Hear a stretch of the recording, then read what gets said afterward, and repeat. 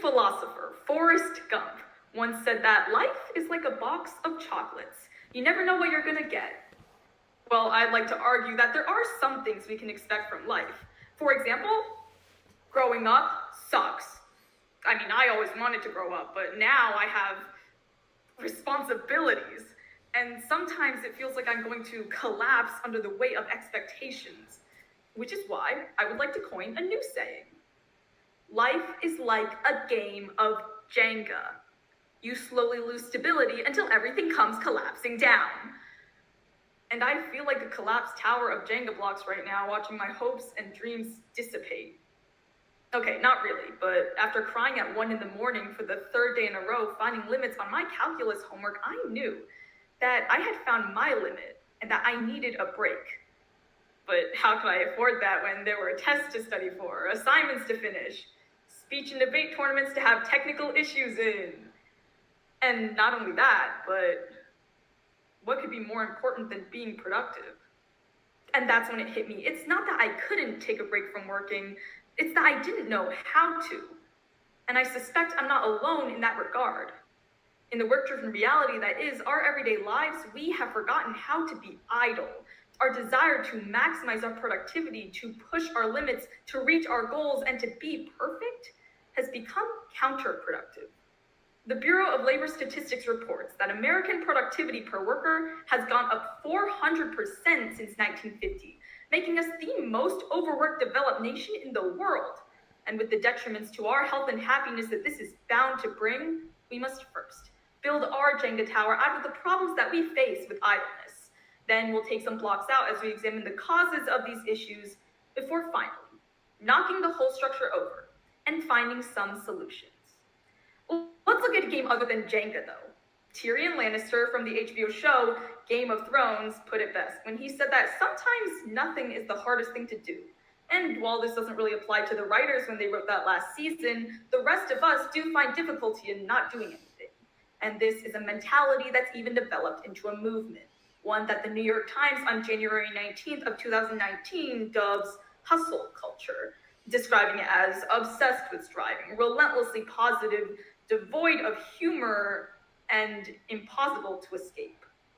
And just look at how many public figures utilize their success to encourage their workers to spend long hours toiling away.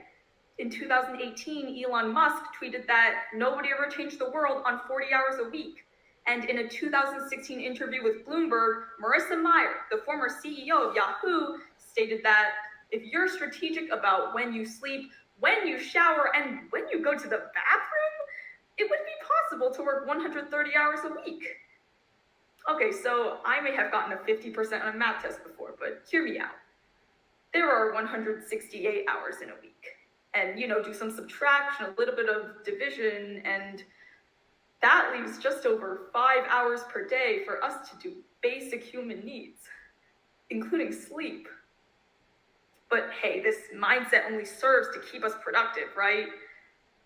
And that's the problem, because the culture that feeds into these mindsets has been glamorized to the point where companies are able to exploit it and we feel affirmed by it. But now let's say that instead of spending the whole day working, we take some time off, right? Problem solved, speech over. But not exactly, because of our second issue, which is that we just do not like being idle. An experiment conducted by the Association for Psychological Sciences in 2009 found this when they gave students at a large university a survey and then instructed them to either drop it off at a nearby location and wait there for 15 minutes, the idle option, or to walk a 15-minute round trip and drop it off at a faraway location, the busy option. And then afterwards, they would rate their happiness on a scale from 1 to 5. And while more people chose the idle option, it was actually the busy participants that reported a greater happiness, with an average score of 4.07 out of 5 compared to the idle score of 2.72. No matter what, it seems that we strive for productivity. In 2016, over half of working Americans didn't take all of their paid vacation days off, giving up a total of 658 million days. And then in 2020, when we are forced to stay in our houses, our idleness made us sick. How many of us stuck in our homes without school or work found that we were struck with chronic boredom? I mean, you can only spend so much time on TikTok before it drives you crazy. But why does it drive us crazy? Why does being idle drive us crazy? And to answer this question, we must look at the blocks that make up our Jenga tower. First, methods to being idle are often commercialized, and it's overwhelming. Search up a mindfulness app on the App Store, and it requires a subscription. Or watch a meditation YouTube video, and you have to sit through minutes of ads.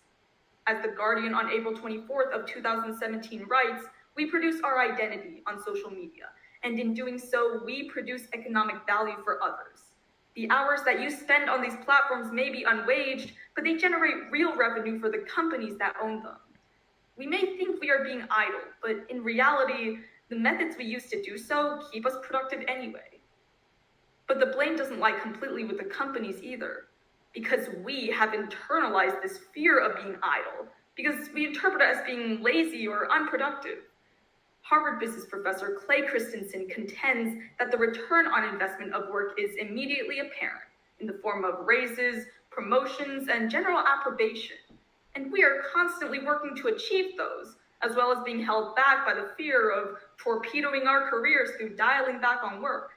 Any deceleration is a potentially disastrous mistake, and we become dependent on our achievements and our milestones to make us feel worthy. We've stigmatized idleness, and our aversion to it has become so incredibly pervasive in the cultures around us. Look past America. In Japan, death by overwork is so common that there's a word for it, karoshi. And in China, the same thing applies with the term 过劳死. It is so difficult to admit our limits in the face of our ambitions. But at some point, we must question whether or not the pursuit of success is worth it.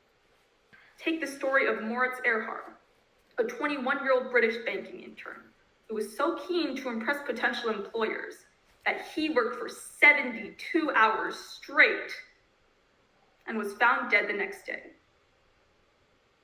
There's no doubt that hard work can bring success, but because we see ourselves in a society with such a thin margin of error, we believe that taking a break will end up being the deal breaker.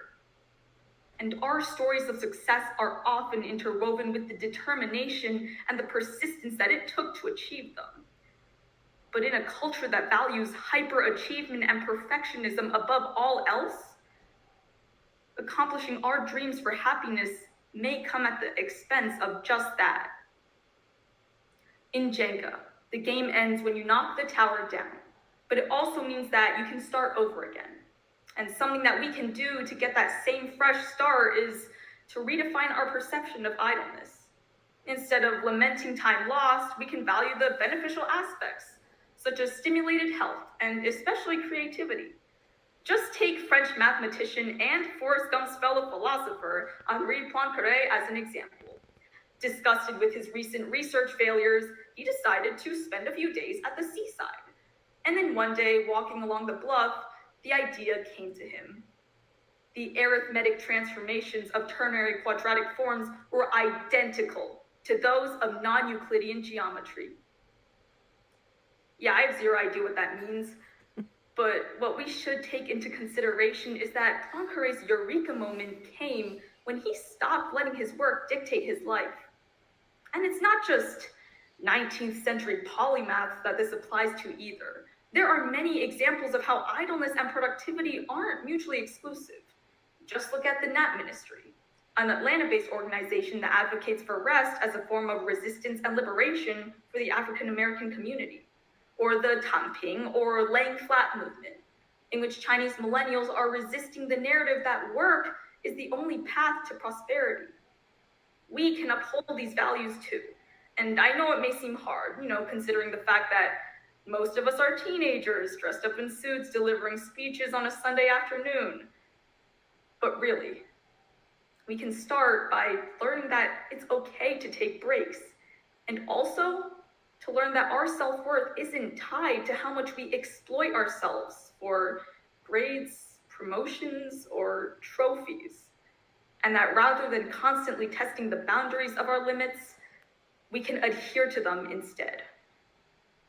As author Tom Hodgkinson asserts in his book, How to Be Idle, we work so hard that we do not have the time to dream, And therefore, we continue to work hard because we haven't had the time to dream up an alternative. But let's make that time.